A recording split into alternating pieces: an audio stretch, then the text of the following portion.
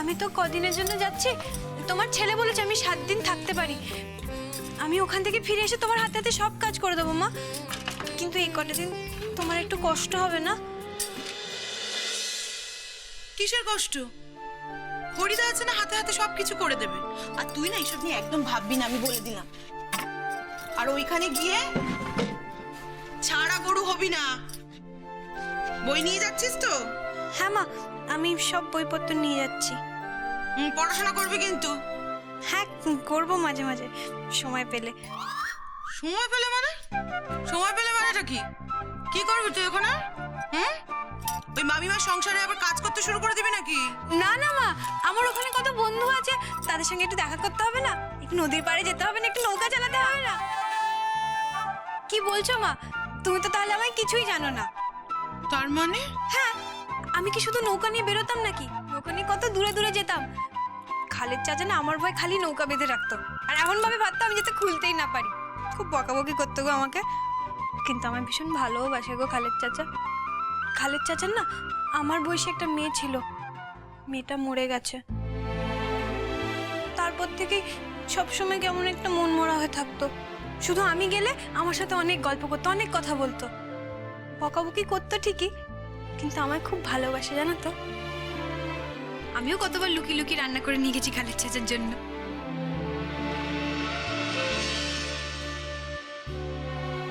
ও মা, তুমি আমার কথা শুনছো?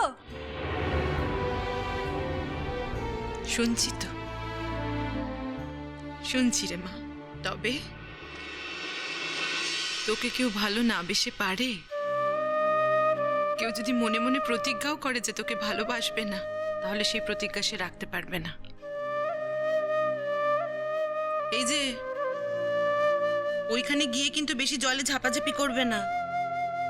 মনে রাখবে, তুমি কিন্তু একটা বাড়ির বউ, তুমি আর আগের মতো নেই। আর বউদের একদম দোষীপনা করতে নেই, বুঝেছো? না না মা, আমি খুব লক্ষ্মী হয়ে থাকবো, তুমি একদম চিন্তা করো না। আমি তো জানি তুমি কত লক্ষ্মী হয়ে থাকবে। তবে একটা কথা, সাবধানে থেকো ওখানে। তোমার তো হাতে পায়ের কোনো স্থিরতা নেই, এই লাফাচ্ছ এই ঝাপাচ্ছ। আর বাড়িতে গিয়ে তো লাফিয়ে ঝাপিয়ে একসা করবে। মন্দিরে টন্দিরে একা যেও না কিন্তু। না না মা, আমি ওর সাথেই যাব। আবির বলেছে যাবে? একবার তো যাবই। বাবা রাক্ষসেশ্বর আমাদের এত বড় বিপদের হাত থেকে বাঁচিয়েছেন, একবার তো যাবই মা। তাই যেও। আর আবির থাকবে না চলে আসবে রে? ও তো বলেছিল আজকে গিয়ে আজকেই চলে আসবে, কিন্তু আমি বলেছি শুধু একটা জিনিস যেন শিখে যায়, কাল যেন আসে।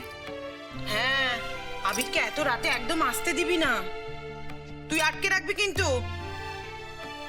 তবে তোদের বাড়ি নিয়ে তো একটা দুশ্চিন্তা আছেই।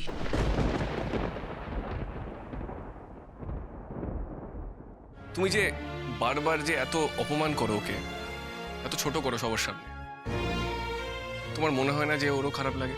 আবির, আমার তো মনে হচ্ছে ওর থেকে তোরই বেশি খারাপ লাগছে। তা লাগছে মেজো কাকিমণি। তোমাকে যদি কেউ কিছু বলে তখন যেমন মেজকার খারাপ লাগবে, এমন আমারও শালুকে কিছু বললে আমারও খারাপ। বাবা দেখিস আবির, তোকে দেখছি আজকাল কোনো কথা বললে তুই কথায় কথায় একবারে বড়দের তুলনা টেনে কথা বলিস। তুই আগে তো এরকম ছিলি না। আসলে আগে এরকম কথা শুনিনি তো, তাই এরকম করার দরকার হয়। তাছাড়া আমরা তো বড়দের দেখে শিখি, তাই বড়দের এক্সাম্পল দেওয়াতেই নর্মাল। মেজো কাকিমণি আমাদের গুরুজন, ফুলদিও আমাদের গুরুজন। ফুলদি যদি দুটো কথা বলে আমাদের ভালোর জন্যই তো বলছে। তুমি সবার সাথে অমন মুখে মুখে কথা বলছো কেন?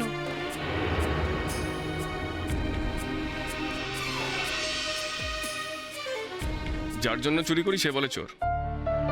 বেশ, খাও লাথি ঝাঁটা। আর কিছু বলতে যাবো না আমি। একে 7 দিনের জন্য চলে যাচ্ছে, তার উপর ওর হয়ে আমি আবার কথা বলছি। আবার সবার সামনে আমাকে অপমান করছে। ঠিক আছে, দরকার নেই, তোমারটা তুমি সামলে নিও। আবির, আমি ঘরে যাচ্ছি, তোরা সাবধানে যাস। দাঁড়াও না দেখি, ওরা তো এক্ষুনি চলে যাবে, একটু পরে ঘরে যেও। না ছোট মামি, আমার ঘরে অনেক কাজ আছে। ঘোষা হয়েছে, ঘোষা সবার সামনে বলেছি। আর ওরও তো বোঝা উচিত সবার সামনে কিছু বললে কেমন লাগে। নিজের গায়ে না পড়লে তো মানুষ কখনো শেখে না। এবার যদি ও শালুকের সঙ্গে একটু ভালো ব্যবহার করতে পারে। যাকে তোমরা দেরি করো না, অনেকটা দূর যেতে হবে তো। দাদু ভাই, তুমি কি কালকে ফিরে আসবে নাকি কটা দিন থাকবে ওখানে? বইপত্র নিয়ে গেলে তো 7 দিন পরেই আসতে পারতে। না বাবা, পারলে আজই ফিরতাম, কিন্তু কালকে ডেফিনেটলি ফিরবো। তাহলে আবার পরে ওকে আনতে যাবি?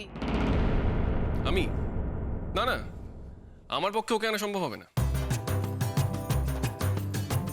তাহলে কে আনবে ওকে? কেন? ওর মামু আছে, মামু আনবে। একটু পৌঁছে দিয়ে যেতে পারবে না?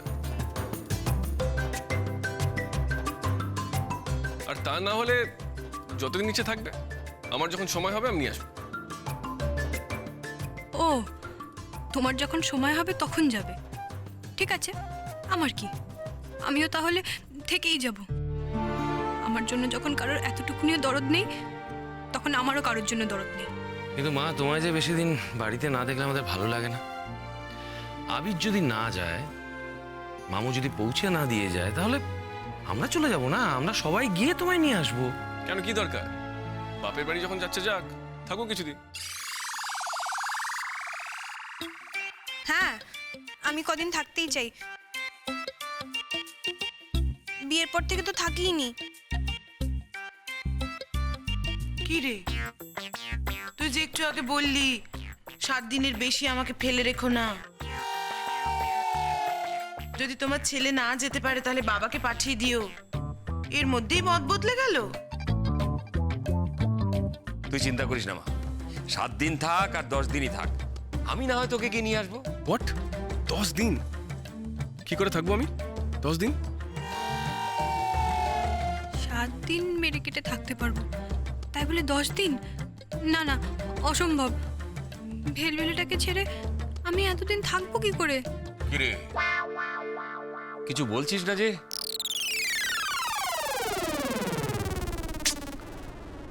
তুমিও যেমন, দেখছো না 7 দিনের কথা শুনেই আমার ছেলের মন খারাপ হয়ে গেছে। আহা, এত লাফাঝাপি করে ওকে ফিরিয়ে আনার কি হয়েছে? তাই না, ও তো বইপত্র নিয়ে যাচ্ছে, ও তো জানে এসে স্কুলে যেতে হবে, পড়াশোনা করতে হবে, তাই ওখানেই পড়াটা করে নেবে। তাই না রে শালুক? তীর্থ, আমি বলি কি, ও মাসখানেক থাক না। হ্যাঁ, 1 মাস থাক। তুই ওখানে দিদিনের কাছে 1 মাস থেকে যা। হ্যাঁ, 1 মাস কেন, আমি 6 মাসও থাকতে পারি। তোমরা যদি চাও ওখানকার একটা স্কুলে আমায় ভর্তি করে দিও, বছর একবার এনো তাহলেই হবে। বেশ হয়েছে, এখন কান্না হচ্ছে কেন? 1 মাসের নাম শুনেই কান্না?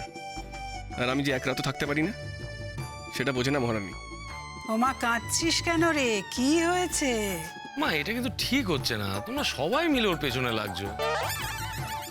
না না না, আচ্ছা আচ্ছা, বিয়ের পর শ্বশুর বাড়ি ছেড়ে কেউ বাবার বাড়িতে বেশি দিন থাকে? না মা, তুমি যাবে, কটা দিন থাকবে, আবার ফিরে চলে আসবে। এখন গা ঘুরতে হবে না সোনার উপর। তোর আবির দাদার এত ধকলের অভ্যেস নেই তো। আজ বিশ্রাম নিক, কাল সকালে ঘুরতে যাস। কিন্তু আবির দাদা যে বলছে কাল চলে যাবে। যেতে দিলে তো তোদের আবির দাদাকে বলে দে তো, এখানে আসাটা নিজের ইচ্ছে, যাওয়া আমাদের ইচ্ছে। তোমার দিদিকে বলে দাও, আমি যখন যাবো বলেছি যাবই। প্রেম একেবারে জেগে উঠেছে যেন। আসলে দিদিনকে তো দেখতে আসেনি, এসেছে নিজের সুখ দেখাতে। দেখাচ্ছি আমি সুখ কাকে বলে। দাঁড়া, কিছু একটা ফন্দি তো বার করতেই হবে।